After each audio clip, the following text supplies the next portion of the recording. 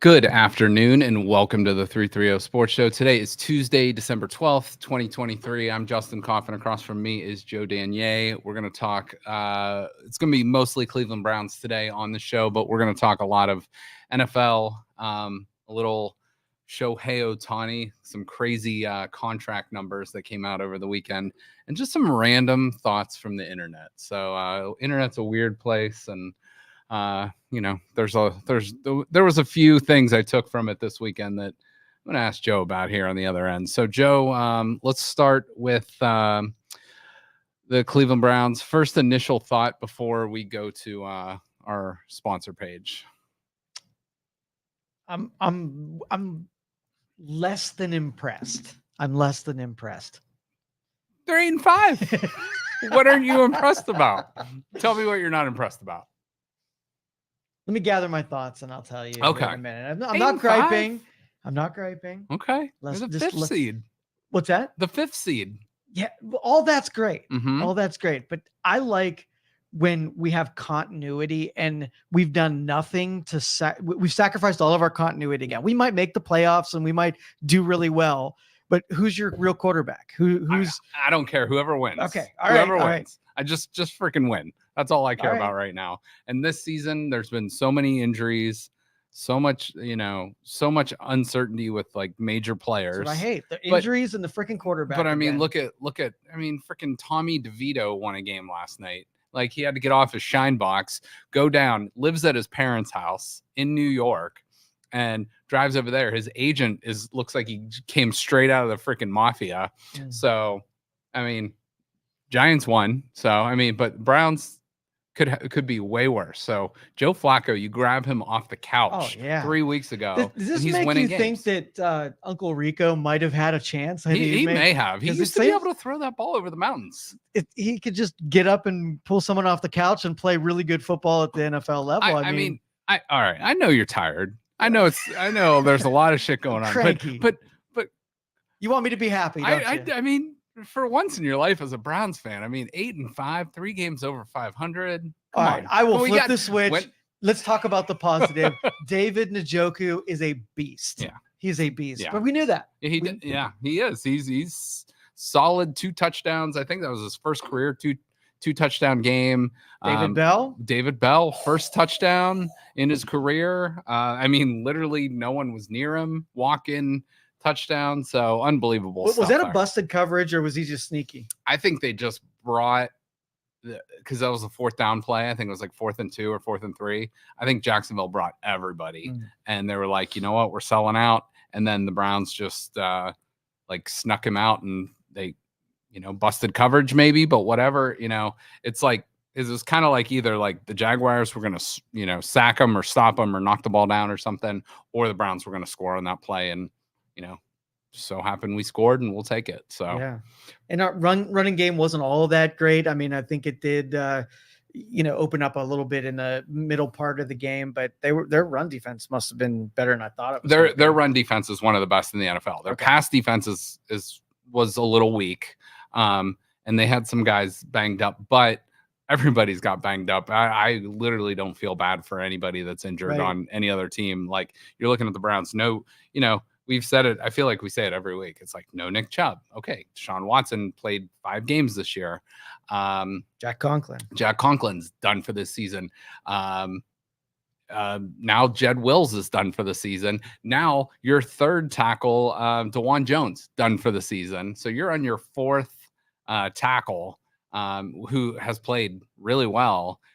You also, Grant Delpit's been hurt. Denzel Ward hasn't played. No one feels bad for the Browns, but also as fans, we can say, hey, look what we're doing with the guys we're throwing out there. And I think they're doing a great job. So hold that thought. You want to do a quick break with their sponsors, and then we'll come right back with some more thoughts on the Cleveland Browns. The wall or so. Joe's going to go growl while the sponsors are talking. Mighty Mike Heating and Cooling is affordable, professional, and there when you need us 24/7. Stay warm this winter by calling your hometown hero today. Mighty Mike Heating and Cooling, 330-207-7070. This program proudly supported and brought to you by Eric Cromer, Cross Country Mortgage, a wiser way to mortgage. This program proudly supported and brought to you by the Youngstown Drip IV Bar, helping the Mahoning Valley reach its wellness goal. This program proudly supported and brought to you by Youngstown Computer, the Valley's IT company. All right, back with Cranky Joe. Yeah. And speaking of Joe Flacco, I mean, 311 yards, something like that, 3 touchdowns, 1 pick. Did have another fumble in this game, but I mean, the guy literally wasn't even a thought at the beginning of the year. Yeah. Wasn't a thought a month ago, and now he's led the team to a victory. He's been named the starting quarterback for the rest of the season. Former Super Bowl MVP. We're talking 10 years ago, but I mean, he's 38 years old. It's not like he's ancient. That's getting up there in NFL terms, but like Aaron Rodgers is 40. There's a couple other guys. Stafford's getting up there. But what's your impressions on what Joe Flacco has done or brought to this team so far? Yeah, he is really a superhuman being if he could be playing at that level without having the rust to get knocked off, because it doesn't feel like that. His accuracy's on, his arm's a cannon, right? And he's making good, fast decisions about dump offs and checkdowns. So I mean, that's impressed me that he kept his football head, along the way. I think I used to hate the guy because of how much he would win against us. Yeah. But he's just got composure. He's just a quiet dude, and he's got composure. I think it feels like there's an adult in the room when he's around. That's well said. I couldn't agree more. And it was nice to see Joe Flacco get a win in Cleveland Browns Stadium and be happy about it, because like you said, so many times he just like kicked our ass, and it's nice to have him on our side this time. And, I know Watson, people, that don't like Deshaun Watson are going to pile on. Hey, Joe, right now, I don't give a shit. Like I said, just give me a guy that wins. Yeah. So, and Joe Flacco, like you said, seems to be the adult in the room, taking charge and doing a good job. And the passing game is like, I don't know if we've had a 300-yard passer this whole season. Right. Now all of a sudden it's like, I saw a stat. Joe Flacco has 1 less touchdown pass on the season than Kenny Pickett, who's played 12 games. Yep. So it's like he's lighting it up and for good reason. So Deshaun Watson, PJ Walker, Dorian Thompson-Robinson, Joe Flacco, 4 quarterbacks that all have victories on the season for the Browns. First team in the NFL this year, and I think it's the first time in a season that's happened in like 8 or 9 years. So pretty awesome stuff. But Joe Flacco is a pocket-only guy. 0 yards rushing in that last game. Yeah, actually, maybe even negative 1 yard on those that I saw. Formations took him into the... and you know what? Who cares? At the same time, we don't need it.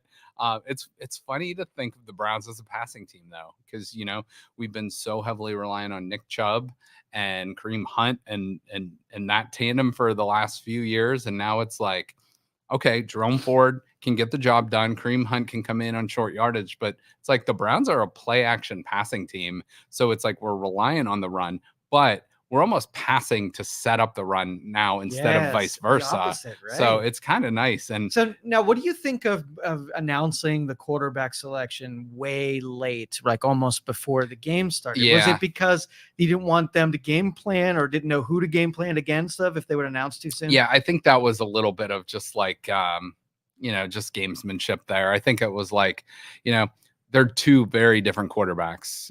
Joe Flacco, big pocket, more of a statue type presence but has the big arm, huge arm, whereas Thompson Robinson, more of your athlete, more of your mobile, can get out of the pocket, run game, stuff like that. So I think it's like, just let Jacksonville set up for both guys, and hopefully, if they got to take a half hour preparation away from something else, that maybe affected the game one way or another that we don't know about. So, and I'll tell you, the quarterbacks that are like that, where they're in the safe pocket, they live longer in the NFL. There aren't too many mobile quarterbacks that don't go through a big injury interruption or just drop out of the league early. You're not wrong, and man, making some good points here. Well, I think Lamar is probably the only one I could think of that he's stayed relatively not dead. And he runs around a lot. Right. But even like the last couple of years, he's been banged up and hasn't really played much in the month of December. Right. But this year, he's been lucky. Baltimore Ravens fans are probably like taking a deep breath every time he he gets out of the pocket though. So especially right now, sitting at 10-3. So and also the Browns defense, 4 takeaways in this game, 3 interceptions, 2 of them by Martin Emerson and 1 by Greg Newsome, and then they had the fumble recovery there. So Browns defense kind of back to the way we want it, maybe giving up a little bit more yardage than we want to, but overall it looked like, they were able to get after Trevor Lawrence a little bit, who, himself was a little bit nicked up, but again, we don't feel bad right for him or the Jaguars, but overall pretty and what solid. About Phil Hopkins? Oh, Dustin Hopkins. Phil. His name. Joe's very tired tonight. I changed his name because he tied Phil Dawson. Oh, I see what you did there. Okay. You thought I was just brain dead. We're all a little tired. Yeah. 'Tis the freaking season to be tired and merry and all that shit. So that goes on the bumper sticker. Yes, right there. yes. That's a good one. Yep. So again, the Browns have first team this year. I mean, most teams are on a backup quarterback now. Our buddy Josh Dobbs even got benched last game in Minnesota. So crazy stuff. But I saw this stat. This was interesting. Games with 250 passing yards and 2 passing touchdowns. The last 2 weeks, Joe Flacco has 2. The Steelers, since Big Ben retired, 0. So getting it done. The Browns. Take a guess who has the most victories this year against above 500 teams. Don't know. It is your Cleveland Browns. They're 6-3. No way. Yeah, so the Browns have played 9 teams this year, or 9 games versus opponents with winning records. They're 6-3 this season. Pretty solid. The Eagles are 5-2. They have the best winning percentage, but the Browns have the most wins. So out of the people that we've both beat and lost to, what's the biggest sort of take back game you would say that we should have totally won that game? And what's the one that thank God that one's over because we squeaked that one out? The first Steelers game to me is like we should have beat them. Yeah. Like we handed them 14 points. We lost by 4. And the offense wasn't clicking. Nick Chubb got hurt, and it felt like, it was just like a weird vibe, and the Browns struggled to win in Pittsburgh outside of obviously the playoff game a couple years ago. But that to me is like the game that's like, man, should have had that. However, on the opposite side, you beat the 49ers when you probably shouldn't have. You beat the Colts when maybe you shouldn't have. There's another game in there you probably shouldn't have won that you did. So, I guess those can go both ways, right. But, overall pretty solid. I'll take the games we've won over the games maybe we should have won this year. And it also makes you feel a little more solid in your offensive defense, because the ones you put up numbers on were good quality teams. If you would have had all of your wins come from the worst on the leaderboard, then you're not quite as confident. Exactly. And the places the Browns have lost this year, you lose to Denver. That's a tough place to play. I think overall the Browns are like 7-25 all time in Denver or something like that. You lose in Pittsburgh. That was a tough one. And then, the Rams, that was just a weird game. Joe Flacco's first start. And you were right there with like 3 or 4 minutes left in the game. And it got away from them at the end. But, the first Ravens game, you throw that game out. That was kind of garbage. And there's one more off the top of my head I'm missing. Oh, and the Seattle game. Yeah. Should have won that game. Absolutely. Should have won that game. That would have been my oopsie one. I think that Pittsburgh game, where we were at and where they were at, that one wasn't as lopsided as it should have been. Yeah. You know what I mean? Yeah. It was a weird one, but Seattle's, I think both of us were in a spot where we just lost that game rather than being beaten. Exactly. That's a perfect way of putting it. So going back, I'm getting a phone call. I'm not sure who that is, but going back to your point of Phil, the kicker. Yes. No, but Dustin Hopkins. So I mean, yarder. he's just been unbelievable this year. So sets the 2 Browns records in the last game. 31 field goals in a single season, which sets the new Browns record, beating your guy Phil Dawson. And then most 50+ yard field goals by a Browns kicker, with 8 passing Phil Dawson, who did it twice back in 11 and 12. So pretty awesome stuff there. So, I mean, this guy, you could argue maybe one of the best trades in Browns history. I mean, they got him for a 7th round pick. And I remember people earlier in the season were like, why would you give up a draft pick for a kicker? It's like, well, we took a kicker in the 4th round. That didn't seem to work out so well, or as well as we hoped.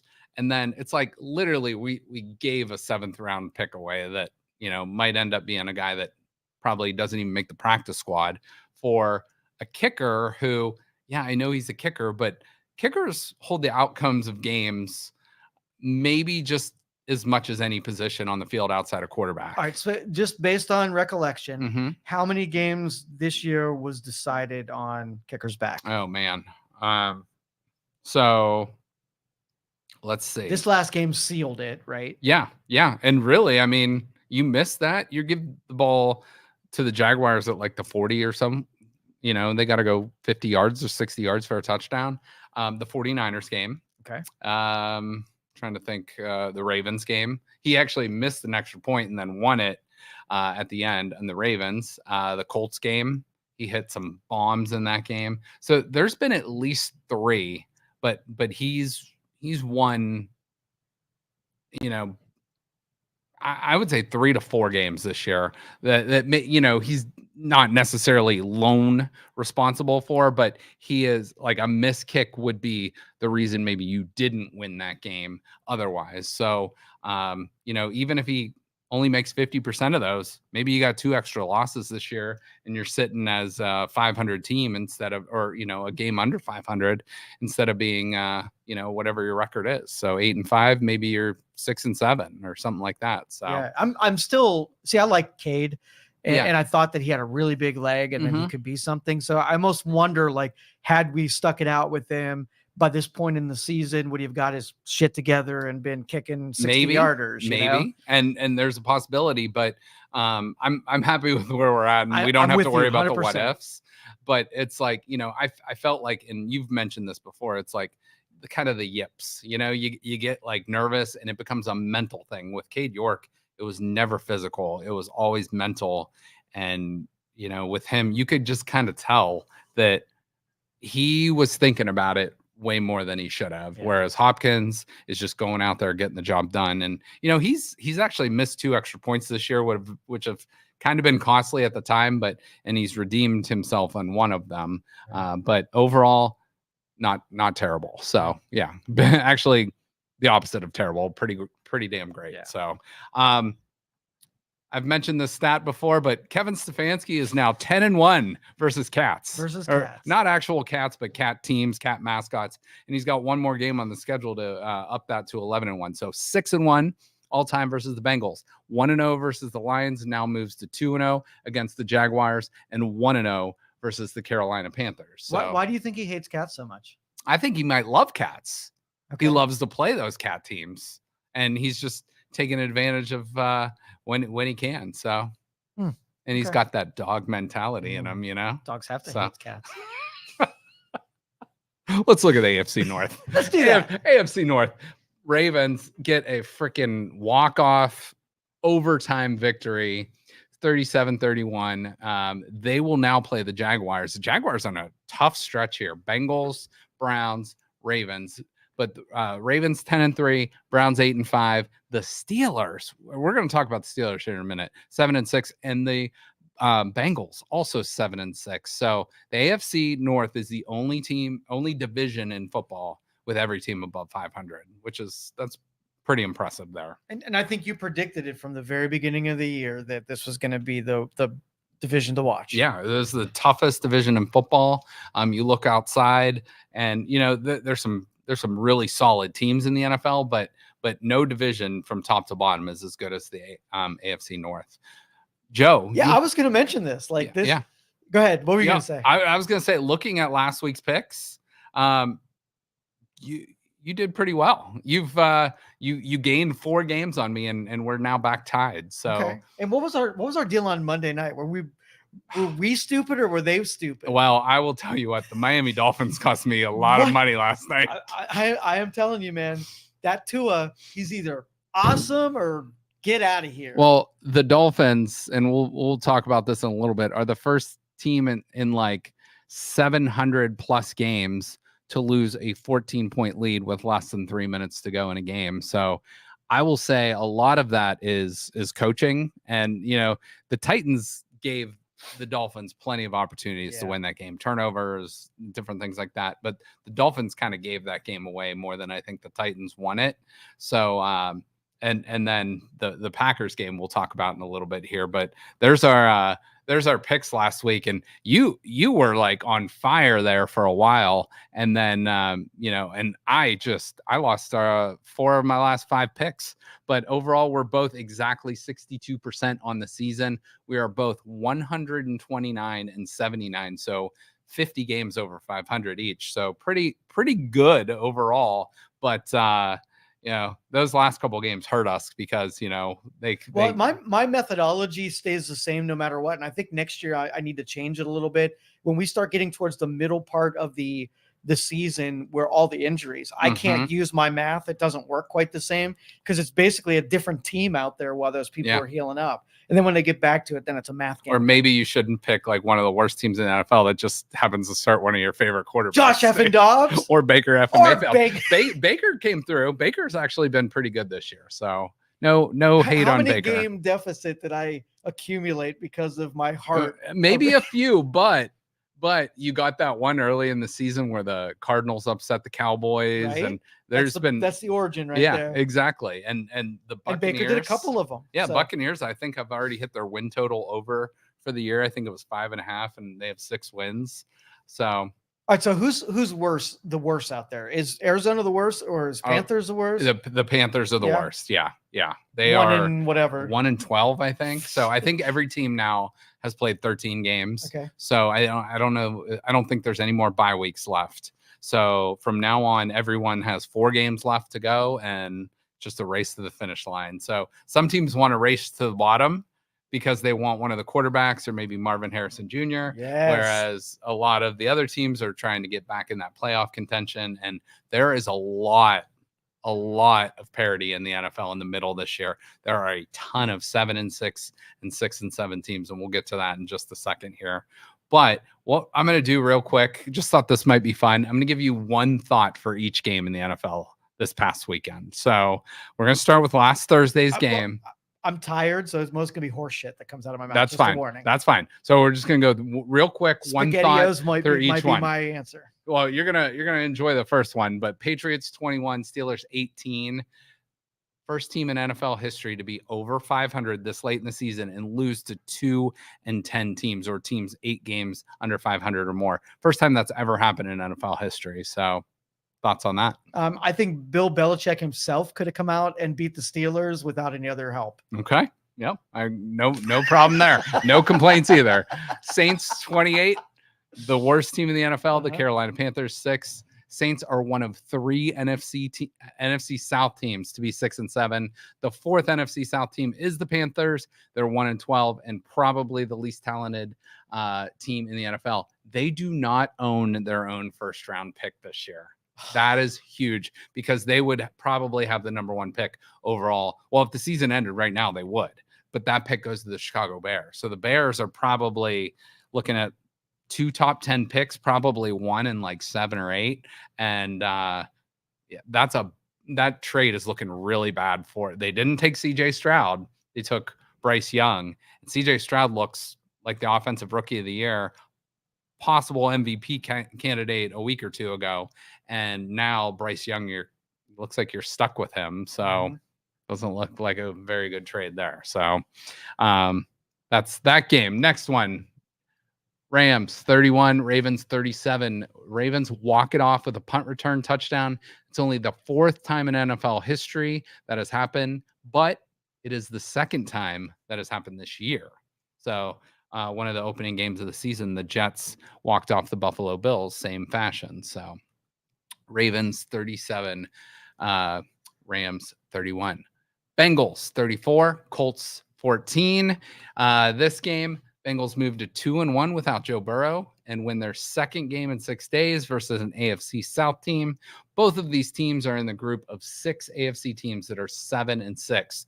And both of these quarterbacks in this game, you had Gardner Minshew, who played at Washington State, and Jake Browning, who played at Washington. They played each other before in college in the Apple Cup. So next game.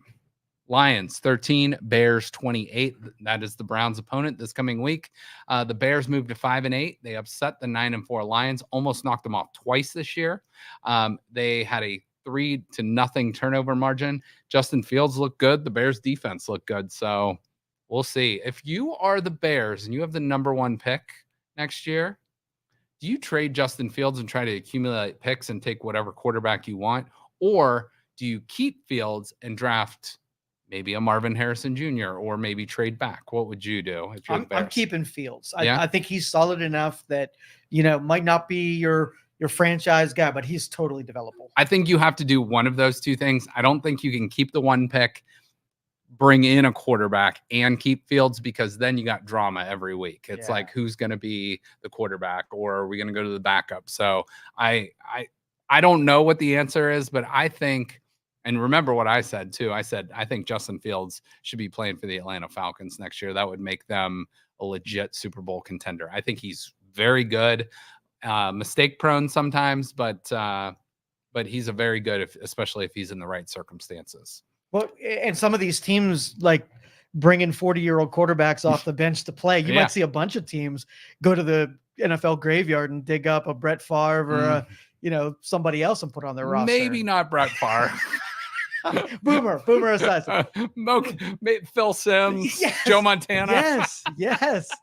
Maybe one of those Bernie guys. Kosar's still available. Bernie's out there doing, you got Doug Flutie doing What Nugenics was commercials. that dodgeball? No, what was it? It was Waterboy, where teams would start bringing in. Yeah, the actual water boy, the the towel boy. We'll see how that works out. Bold strategy, Cotton. Your guy, Baker Mayfield. Yes. The Buccaneers, 29-23. I put in here, I think Baker Mayfield should be considered for the comeback player of the year. I mean, think about this. He was on 4 different teams, really, at the end of the 22 season to the end of the 23 season. So the Browns, the Panthers, the Rams, and now the Buccaneers. So 4 teams. And he's finally seems like he's got a nice feel down there in Tampa, doing a nice job. But they score with 33 seconds left, take the lead. And now they are technically, but based on tiebreakers, atop the NFC South at 6-7, although they are tied with the Saints and the Falcons. So that'll all play itself out. But Baker Mayfield doing a nice job not a great job, but a nice job overall for the Buccaneers. And I'm happy for him for that, because it would be rough to go out having jumped from team to team and then phase out of the NFL. At least he knew he could bounce back. Yeah. I really I appreciate all Baker Mayfield did for the Browns. I was never I love this guy, I'm going to staunchly defend him to the end. I criticized him, but I think the Browns got exactly what they needed out of Baker Mayfield and then needed to move on. And I think it was good for both parties. Yeah, so, I agree. it was mutually beneficial there.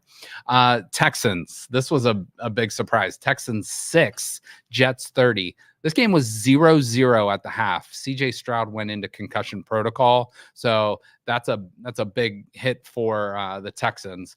Zach Wilson had one of his best days as a pro, probably found a cougar out there that helped him out, got him some more energy in the years. We know he's a former BYU cougar, but also a cougar hunter out there off the field. But throws for more than 300 yards if you had that on your NFL bingo card there. The 49ers, obviously, around here, a lot of people follow the 49ers, but Seahawks 16, 49ers 28. Brock Purdy throws for the most yards in the NFL this week, 368 yards. The Niners averaged 10 yards per play, which is elite college level craziness. Deebo Samuel runs for 1, catches 1. The 49ers take over the top seed, the number 1 spot in the NFC. They are tied with the Eagles and the Cowboys all at 10-3, but the 49ers have beat both of those teams this season. Now, this game, Vikings 3, Raiders nothing. Goodness. Josh Dobbs was benched, but the team wins. And this was the low. I think there has been a 0-0 game or so before in the NFL. And I'm talking like years and years and years, like decades ago. But this was the lowest ever scoring indoor game in NFL history. First game in a dome. So did you watch it? Was it just? I did not see it. Okay. I just saw like little bits and pieces. And the Vikings field goal was with like, I can't remember if it was no time on the clock or barely any time. So they kicked that field goal late. So I really do like when two defensive teams just do what they do. I mean, it's so impressive to watch, professional wide receivers get locked down by corners and can't turn off a play, and the line stands up. Love those games. Not exciting to watch. Yeah. So either I want it to be 0-0 or 5,000 to 5,000. Yeah, right. Yeah. And I don't know if that game was so much good defense as it was bad offense, but I didn't watch much, so I can't claim to know. Now, the craziest game of the week was the Bills 20, Chiefs 17. Buffalo had to have this game. They needed it. However, they stay alive. There was a controversial late call in this game against the Chiefs. If you can see, if you're watching on the bottom of right-hand side of the screen, Kadarius Toney lines up like inches off sides, and they throw the flag. The Chiefs actually scored a touchdown on this play. Mahomes hit Kelsey. Kelsey threw it back to Toney, and they scored on like a 49-yard touchdown pass, which was an insane play. Awesome play, but offsides. And then the very next play, Buffalo was lined off offsides, didn't get called. And I think Mahomes might have thrown a pick or something happened negatively for the Chiefs there. And Mahomes just absolutely lost it. Had to be restrained by his teammates. Kind of threw a fit after the game. And it was an ugly one. But the Bills 20, the Chiefs 17. The Bills are one of the best 7-6 teams of all time. And the Chiefs are looking not so much like a Super Bowl champion this year. There is Russell Wilson driving for Bronco Nation there on the bottom. But the Broncos' late season charge continues. They win their 6th game in 7 tries. They dominate the disappointing Chargers. Now Justin Herbert is out with a broken finger, so we'll see on that. But the Chargers are an absolute disappointment on the season. Then these two teams match up in an AFC or NFC East battle. The Cowboys dominate the Eagles. They split the series. They both teams win at home. Both teams are again 10-3. As I mentioned, they lose the tiebreaker to the 49ers right now. Dak Prescott might be the MVP frontrunner right now, him and Brock Purdy. And then I don't know if you've heard the story about Dallas's kicker. His last name's Aubrey. I can't remember his first name, but he had never played football before. I think he went to the USFL after college, but he was an MLS soccer player, then tried out for like a USFL team. He is 30 for 30 on field goals this season, and he hit like a 60-yarder and like a 59-yarder this season. So pretty unbelievable stuff out of the Cowboys kicker. And then finally, 2 Monday night games. The Packers 22, Giants 24. Looked like the Packers were going to get a late win, but Tommy DeVito, again, didn't need his shine box in this. And this kid lives with his parents in New Jersey. So you got to think he's probably like, he's not making terrible money, but he's making like, low end NFL money. But to live in like the New York City area, you probably need to still make a substantial amount of money if you want your own place, if you want a decent sized place. But I think he might earn some more money in incentives here. Apparently, restaurants are just sending food to his parents' house to feed him day to day.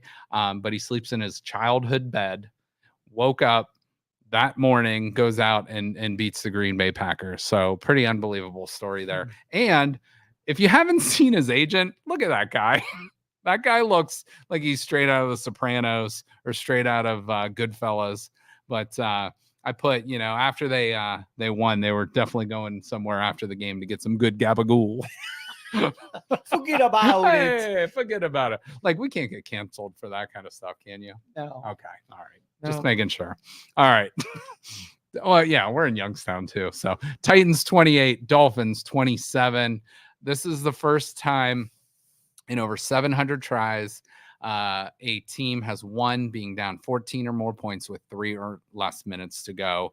And Mike Vrabel, Ohio State Buckeye, he is from the 330. He is from the Canton area. Walsh High School is just one of the best coaches in the NFL. So great job out of him and his Titans team upsetting the Miami Dolphins. I think the Browns have lost a lot of games in the last 2 minutes over the years, so I'm going to say they probably have most of those. Yeah, probably.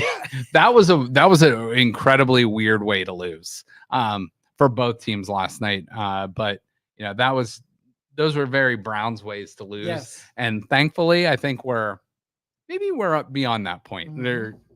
We hope so. So let me just read 5 names for you. Okay. Brock Purdy, Desmond Ridder, Will Levis, Lamar Jackson, Joe Flacco. Do you know what those guys have in common? They led the NFL in passing yards this week. That is insane. Normally you're thinking Patrick Mahomes, Josh Allen, Justin Herbert, Joe Burrow. I know he's injured, but you throw in whoever. But Brock Purdy, last player picked a couple years ago in the draft. Desmond Ridder, 3rd or 4th round quarterback. Will Levis, 2nd round pick. Lamar Jackson, known for his running. And then Joe Flacco, who had been, the Super Bowl MVP 10 years ago and hadn't played hardly at all this year. So unbelievable stuff. You curveballed me. Normally those kind of questions are something silly. Yeah. If I'd have thought through that, I probably could have figured it out. I thought it was going to be like, their middle names are Charlie. Yeah, right. Freaking Charlie. Charlie. We're gonna skip that one. Here is a look at the oh, and by the way, sorry to interrupt you, that this like happened at least a couple times. People started referring to Joe Flacco as Grandpa Joe, and not one comment from Justin. I didn't. Bitter hatred for the Grandpa Joe thing. There's plenty more Grandpa. Okay, so there is a Willy Wonka preview or like prequel movie coming out in like 3 days. So it is like the origin story of Willy Wonka. So I'm guessing Grandpa Joe is not in this, but I have, most people have aspirations of like, owning their own company or doing this or that. No, I have an aspiration of doing a show on a complete Grandpa Joe character breakdown and why I hate him so much. So I think that's in the docket real soon. So I think that's coming. So if they had a prequel that showed you why he became such a dick, is that something worthwhile you go and see? What, Grandpa Joe? Yeah. Yeah, sure. Why not? I mean, he's probably the highest ranking dick that I've ever seen. Be careful how you say that. Okay. Okay. That's fair, though. That's fair. Okay. He's up there in the category of dicks, as dicks go. So if somebody just tuned in. Yes. Huge dick. Big dick. Moving on. AFC standings. Baltimore 10-3, Miami 9-4, Kansas City 8-5, Jacksonville 8-5. Those are your division leaders. Browns 8-5, even though Joe was a little disappointed over the weekend with them. Grandpa Grumpy Joe over there. 8-5. 7-6 Steelers, 7-6 Colts, who play each other this weekend. And then outside looking in, Texans, Broncos, Bengals, and Bills, all 7-6. I have 5 teams eliminated from the playoffs, in my opinion.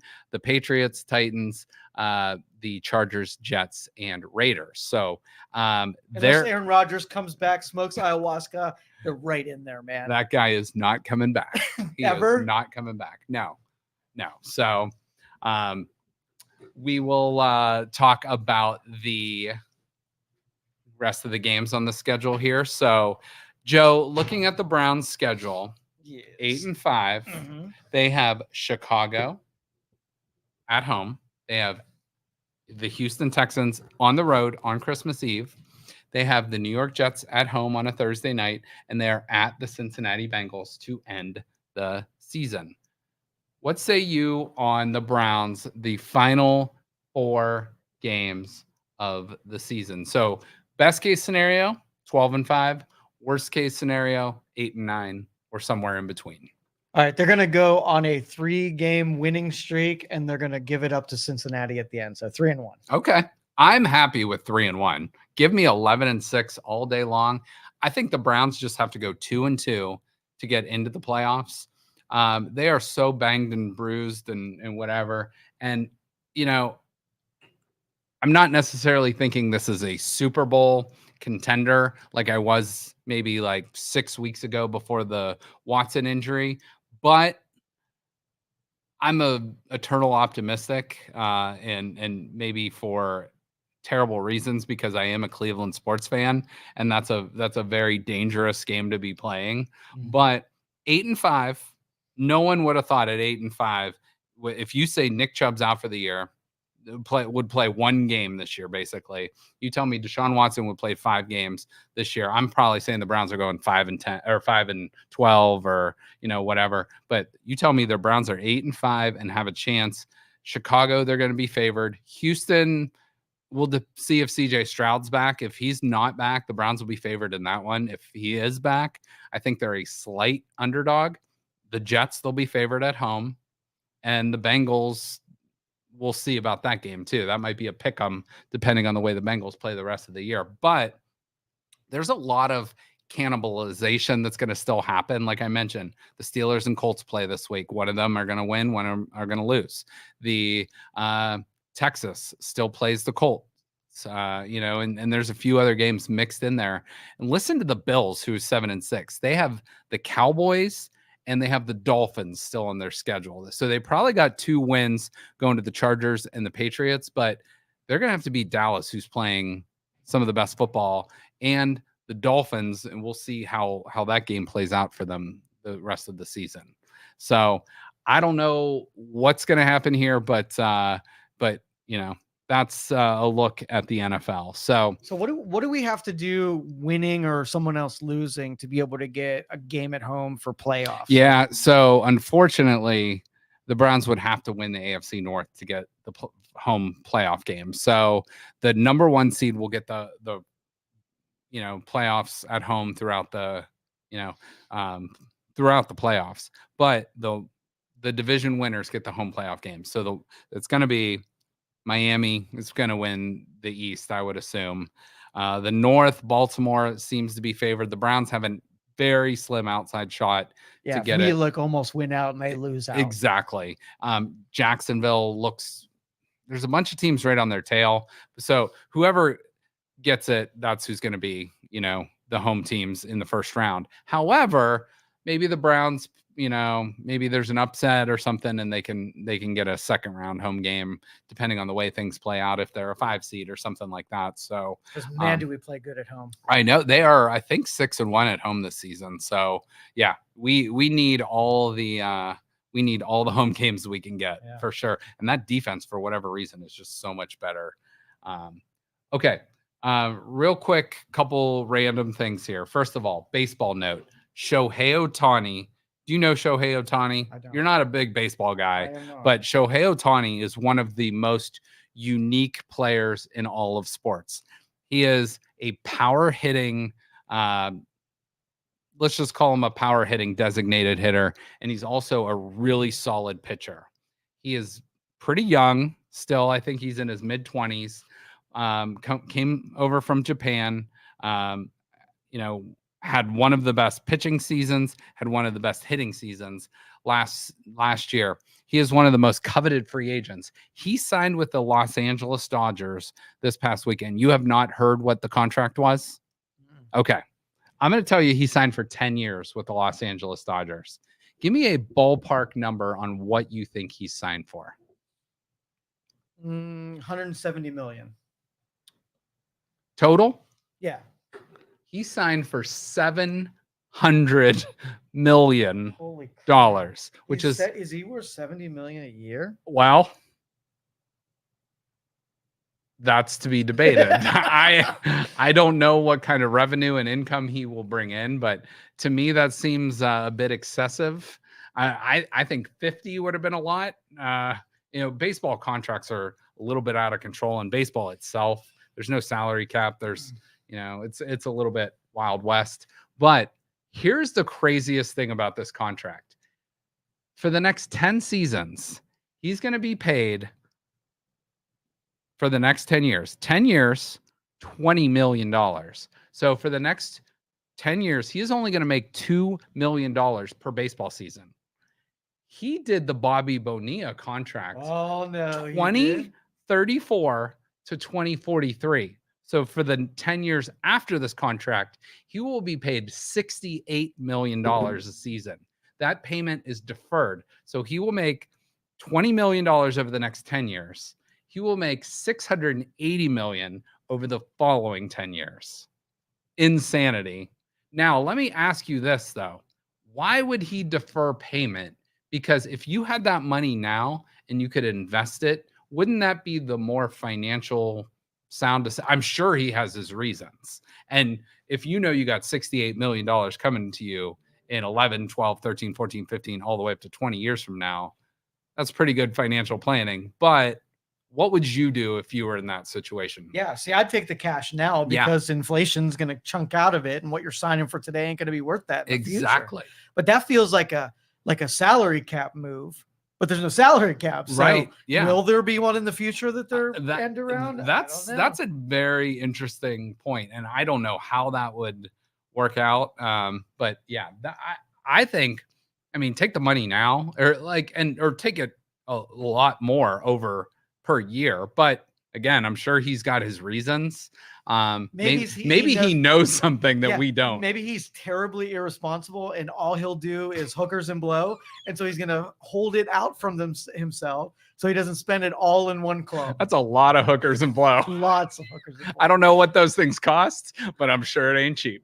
But it's less than 20 million. So. Okay. All right. So yeah, let's defer that. Maybe hookers and blow go down.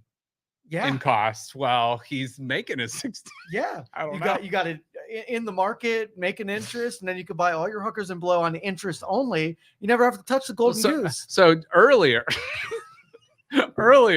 in the show, if people just tuned in for a little bit and heard us talking about dicks. Yes. We were fascinated with dicks. And now we're talking about hookers and blow. Okay. All right. It's a family friendly show here. It is. So hypothetically, yes, if he did take the $70 million a year per month, that would be $5.8 million, $5.83 million per week, $1.346 million per day, $192,000 per hour, $8,000 per minute, $133 per second, $2.22 per game, $432,100. That's a lot of change, and that's a lot of hookers and blow. Tons of hookers and blow. Moving on. Heisman Trophy announced this weekend. Jaden Daniels wins it. Those segues are amazing. You can go hookers and blow right to the... And you just go, moving on. That's it. I'm sure if these guys in New York City could have been easily propositioned with hookers and blow, but they have big careers in front of them. But Jaden Daniels wins the Heisman Trophy for LSU. Michael Penix second, Bo Nix third, and Marvin Harrison Jr., a Heisman finalist. Wide receivers usually do not get invited, but he finished fourth, but a very admirable finish. Looking now, the Heisman Trophy winners overall, there have been 8 winners by USC. That includes Reggie Bush, who they took it away. Ohio State, Notre Dame, and Oklahoma have 7. Alabama has 4. You can see up there with 3. And now LSU gets into that mix with 3 because of Jaden Daniels, who transferred, by the way, from Arizona State. This gives the Buckeyes a long list of Heisman finalists over the last few years. Chase Young and Justin Fields in 2019, Marvin Harrison this year, CJ Stroud in 21 and 22, and Dwayne Haskins, rest in peace, in 2018. So Buckeyes have a really nice list.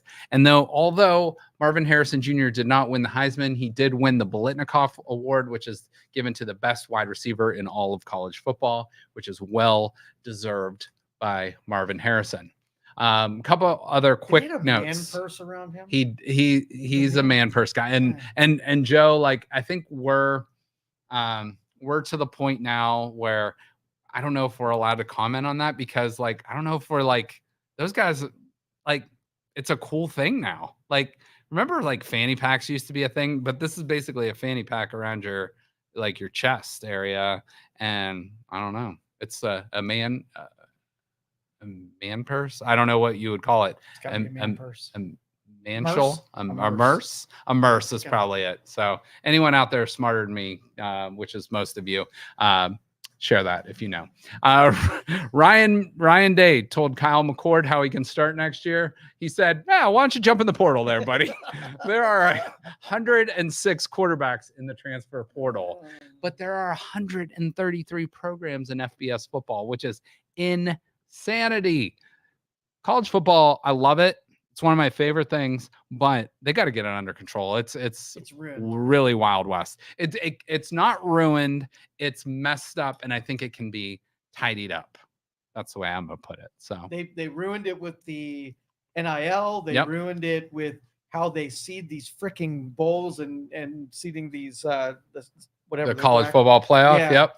Mm-hmm. Yeah. Yeah. Did you see that Marvin Harrison Jr. $20 million a year on NIL deals? Yeah. I first of all, I think that's a stupid take, because first of all, he's not getting that. And second of all, rookie wide receivers do not make $20 million a year. Like, over the course of his contract, he might make 20 to 30 million, and that will escalate each year. But he's not making that his rookie year. So if he hypothetically came back to Ohio State and let's say he got $4 or $5 million, his draft stock isn't going to go higher than it is now. He's going to the NFL. Like, I think this is all just like hyperbole and like just like semantics of people, for links and clicks and stuff like that. But he's going to go to the NFL. Okay. However, a guy like Travion Henderson, the running back for Ohio State, whose running back shelf lives are not very long in the NFL.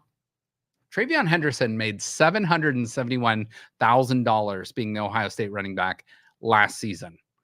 Kyron Williams, a rookie in the NFL, who's one of the better rookie running backs, makes $760,000 this year. So that is a good spot for kids like Travion Henderson. It's like, well, I can actually maybe make more in college than I can in the pros, being a 3rd or 4th round draft pick. So if I go back to college, where there might not be as much pressure, your body might not take as much harm as in the NFL, and you can make a little bit more money, why not? So I don't know. That's something to think about there. Yeah, but you still have to serve that rookie year contract whenever you do. Yeah, yeah, and again, yeah, that's it's like lighting a fuse, and it's like you only have so much the wick to go. Yeah. So, but do you want to make more of your money in college or the pros? And we'll see.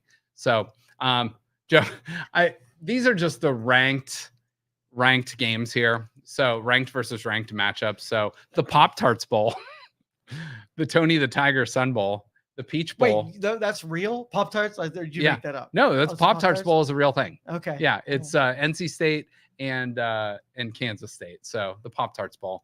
But I figured we'll do, before we take a break here for Christmas in a week or two, we'll do a full breakdown of the bowl games, and we'll talk about the maybe origins of the names and the marketing routes they took there with some of them. So we shall see. All right, a couple random things from the internet. Let's take about 4 or 5 minutes, and then we'll close up shop here. So I saw this on, I think it was Wealth Magazine or something, but they posted it on Twitter, or X, excuse me. But it posted and said almost 50% of men think they can land a passenger plane in an emergency. 50%. What say you? Totally. There's 2 of us here. Yeah. So you think you could do it? I played so much Flight Simulator. Absolutely. Hell no. You do not want me. I'm crashing that thing. I can drive a forklift. I can drive a car. I can drive this and that.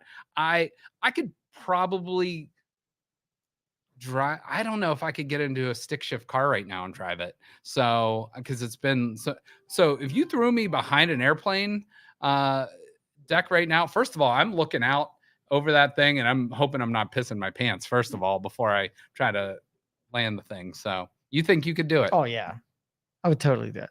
Think about how much of the stuff is computer system controlled anyway. So you're just flicking buttons and going neener, you know. All right, I have less confidence now that. But 50% of the people in this room think they can learn. That's land a fair. plane. BJ, see if BJ can land a plane. Hey BJ, if you were on a commercial airliner, pilot knocks out, could you land the plane? God, no. All right, we're down to 30, 33 and a third percent. All right. So we. All right. Very good. So would you rather go with someone who thinks they can or someone who knows they can't? I would actually rather go with someone that thinks they can. Okay, At least you're given a chance. Yeah, because I'd raise my like, is there a doctor on board? That's me. Yeah. Or if you're looking at me like, nope. You're worthless. You didn't even try. Second random thing from the internet. This comes from Black Adam Schefter on Twitter. And I cannot unsee this now. Somebody said Scottie Pippen looks like Chester Cheetah, and I haven't breathed since. Look at that. That is Chester Cheetah. What say you? I'm trying not to see Chester Cheetah. You know who I actually saw? He's actually a villain. He's this super tall guy, and he's like a big Hawaiian complexion guy with a really long face. That's who I saw when I saw that picture. Okay. I'm gonna dig that up. I'm gonna show you. Yeah, I'm Okay. gonna find out what his name is, and you tell me if I'm right. Okay. All right. So while you're doing that, for whatever reason, that made me think of Troy Aikman. Have you ever heard how Troy Aikman, a lot of people compare him to Jay-Z? No. If you look, there's a screen grab of Troy Aikman and Jay-Z. So I'm trying to think who you're thinking of. A Hawaiian guy? Is it the guy from Game of Thrones? I don't know. That's like the Aquaman guy? Not that guy, right? No. Okay. All right. Just curious. I wasn't sure. All right. Let's see. Patrick? No. Just look for a big freaking dude. Well, Joe's scrolling the whole internet for every actor that's ever acted in any movie. I have one other question, and I'm very curious since it's around Christmas time. This movie will be on. Let me know when you find it. Oh, David, I know who that is. I'm going to put this up on the screen, and if anyone thinks this, let me know. Joe, while you're looking for that, I want you to think of this. Okay. Is Die Hard a Christmas movie? No. Joe says no. No. I say yes, it is. Now, does it have the full Christmas theme of like, all this stuff? Does it? No, but it takes place during Christmas, a holiday party, which they're celebrating Christmas. So for me, Die Hard, yes, Christmas movie. That's all is required. Is they have a Christmas present in the corner of one of the scenes, and now all of a sudden, it's a Christmas movie. I think a lot of movies, like there has to be some stipulation of yes or no, Christmas movie, not. But is this the guy? Yeah. Dallop from Get Smart. Dallop. I don't know. I wish there was a better. It says he's from Easter Island. That could be used for a conspiracy theory show. Dallop. I don't know who that is. Smart, tall villain. Is he smart? Probably not. Oh, yeah. I don't know. The movie was Get Smart. Oh, Get Smart. Yeah. Okay. And that used to be an old movie back in the day. Go back to your slide, and I want you to give this a fair comparison. Between if this guy got some facial hair. Oh, wait. Pippin? Yeah, I could see it. It's like the way his chin is jutting out. Yep. So, okay, I can see that. Strong jaw. Yeah, he does. Very strong jaw. Pippin looks weird, dude. Pippin does look weird. All right. So, final answer, Die Hard, not a Christmas movie? 50% of this room think it is not. Okay. And 50% of this room can land an airplane in an emergency. So write that down. All right. Well, for Joe, who can land an airplane, for me, who cannot, and BJ in the back doesn't want any part of this. We appreciate you watching the 330 Sports Show on Youngstown Studio. We will see you guys again on Thursday. Thank you for listening to this show on Youngstown Studio. This is original Youngstown content. Feel free to share our videos and tell your friends about us. Don't forget to subscribe to our YouTube channel and follow us on